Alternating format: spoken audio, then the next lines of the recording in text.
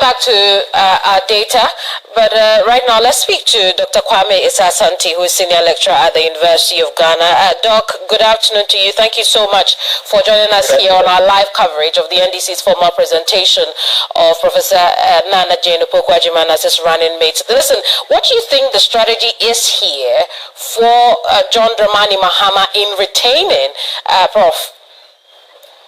I think it's a good pair. The ticket is good. If you, by all standards, if you talk about popularity, it is important that for such a person to partner John Mahama or for any running mate, you need somebody who is popular. And this woman is very popular. From the places that he has worked up to today, he has gained popularity as a university lecturer, ordinary, through the process to become a full professor and the first female vice chancellor. The popularity is there. Remember, when you talk about university that somebody is a vice chancellor, governing, it's as if it's governing the whole country, because the university is nothing but a macrocosm of the country. All tribes, all regions, people from all tribes, all regions, all ethnic groups, all religious groups, all interests are there. So when you govern, the experience is there. Then back to politics. He has served in one of the popular ministries, that is Ministry of what? Education. In politics, the ministry that they put you will make you popular or not.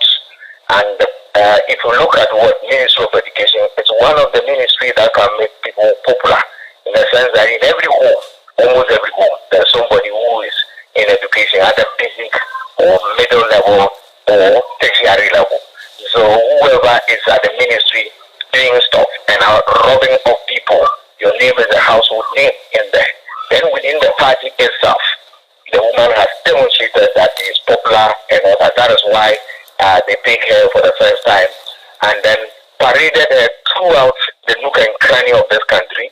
And that is another mark of popularity that he gained and all that. So the strategy is to bring somebody with that pedigree, that popularity, somebody with little or no baggage. As far as we are concerned, there is nobody who has been able to throw mud at her.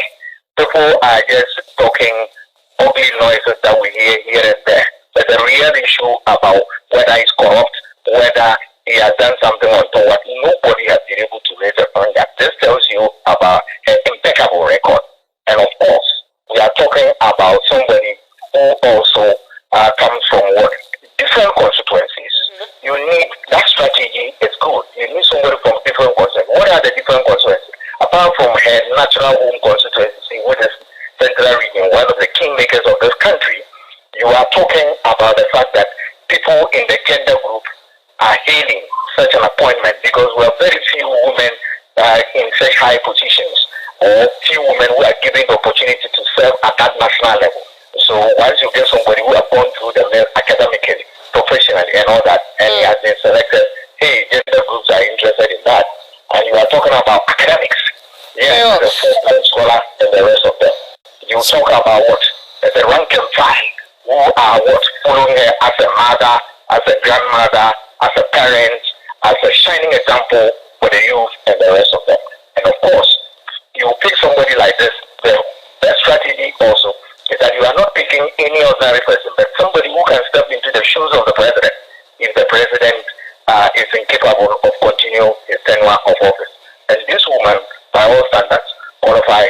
So if you look at it there, the ticket is nothing but what? An apt description of what is best within the NPP, the NDC.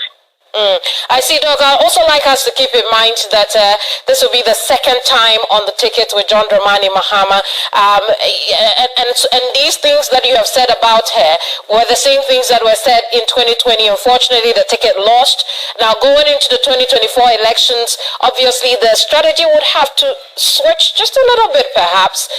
What are the lessons that you're hoping that this ticket has learned as far as the running mate is concerned? I believe they have learned their lessons from wherever it was. But let us also agree to the fact that the fact that you go for election and you don't win, it doesn't become the end of you. If that was the case, Nana Akufo-Addo wouldn't have been our president today. Look at the number of times he won, and one day he got it. Look at Professor Mills and all that. The tradition has will tell you that Oracle is what visited at least 3 times. But as the NDC is saying that, look, we are fielding the same candidates, and then what went wrong, we want to right the wrongs and make sure that we bring the same ticket and move on. And let us face it, if you look at the performance of the NDC for Agyemang and his team, the last election, it was an amazing performance. Nobody gave them a dog chance. You and I agree to that. You saw Naana's pedigree, Naana's clouds, and the rest of them. Nobody gave Agyemang that chance. And people themselves, you talk to them, they will confess to you. Some confess openly that yes, you give them a run for their money and all that. So now that they have learned their lessons, they are coming back, right? They have certain strategies under their sleeves. And this is the time that they want to throw it out there. The woman's candidature is very intimidating to parties who don't have such resources to what Masha. I can tell you, because it was not her pedigree, her credentials, and qualifications and experience. It's a lot. You need somebody of the same stature to be able to rub shoulders. The noise about the fact that, oh, you didn't bring anything and you have done brilliant analysis about the votes and the rest of them. I just want to tell people that, look, it is difficult to disaggregate and find out who really voted for who because of what. Is it because of Jane or John Mahama and all that? But normally, when you field the bearer, he is the ultimate person that people look up to, and that they follow him based on what his pedigree, his credentials, his programs and policies, his strategy, his view about the economy, his promise towards building a very solid infrastructure, his desire to fight corruption, and the rest of them. So, yes, the running mate comes in to support, but the real show is tailored towards the flag bearer. So people should not make a mistake that they want to know the vote that the person got and all that. There is no research anywhere which has established that. I'm ready and eager to read such a work like that, but to bring people based on a certain quality, so that in absence of the president, that person can act. Or even here, the little support that he can give to increase the votes, the better, because you are dealing with the first past the poll system, a simple majority system, where you need even one vote can move you from a candidate to become what? A president or an MP. So Doc. these are important factors. Doc, indeed, just a quick reminder to our viewers that we're live on TV3, we're also live on 3FM 92.7, and most importantly, we are on the ground at the UPSA, where we're expecting to bring you live the formal presentation of the NDC's running mate, Professor Jane Naana Agyemang. Doc, I want to talk about tonight's event. We've had, explanations for why a candidate, a two-time, at this point, running mate is being formally presented to the people of Ghana. One of the reasons we've had is to draw in the rank and file. Is it working? Will it work? Your opinion on that? Oh yes, any opportunity that the party can seize to showcase what they have in terms of personality, in terms of people who are leading the charge for the fight against or the fight towards December 7th election. It is worth considering. So if this is a platform they want to showcase, they are running it, even though he has gone 2 times. Remember, there are people who are becoming politically active just from today, and that they want to see who is leading the charge. And so there's nothing wrong with that. Every opportunity that you get, you showcase what you have, and let the numbers increase even by 1. You are home and dry. There's a lot to talk about. I'll have you hold on the phone. And again, a quick reminder, this is our live coverage of the NDC's formal presentation of their running mate, Professor Naana Jane Agyemang, the woman of the moment. Everybody's saying nice things, Alfred, about her. And we'll continue to look at the figures, won't we? Exactly, and that's exactly what we're going to be doing, because that also adds another layer of conversation in terms of looking at the factors that she brings to play and how that's going to also work to the NDC's benefit. Duke, the central region votes for its own. I mean, They know their own and it plays out in the voting pattern as well, as we are seeing. Because even though we see from 2012 to 2016, there was a vice presidential candidate from the region, the votes dwindled, but really, if you look at it, the percentage dropped from the 53 down to 45. Let's look into that. What story does that tell? So from Emisafa. Yeah. So if you look at 2000 is the candidate was Mills. Mills is born and bred Central Region through and through, right? So 345,000 as against Akufo-Addo's 313,000, right? So you have 46% for Akufo-Addo, 50.60% for Professor Mills. That's quite clear. I mean, he was the candidate. He was the one on the ballot the first time someone from the Central Region had the opportunity to be president, and the Central Region could not afford to disappoint. They were there big time. They were part of the story. The following election cycle, there was someone from the region on the ticket.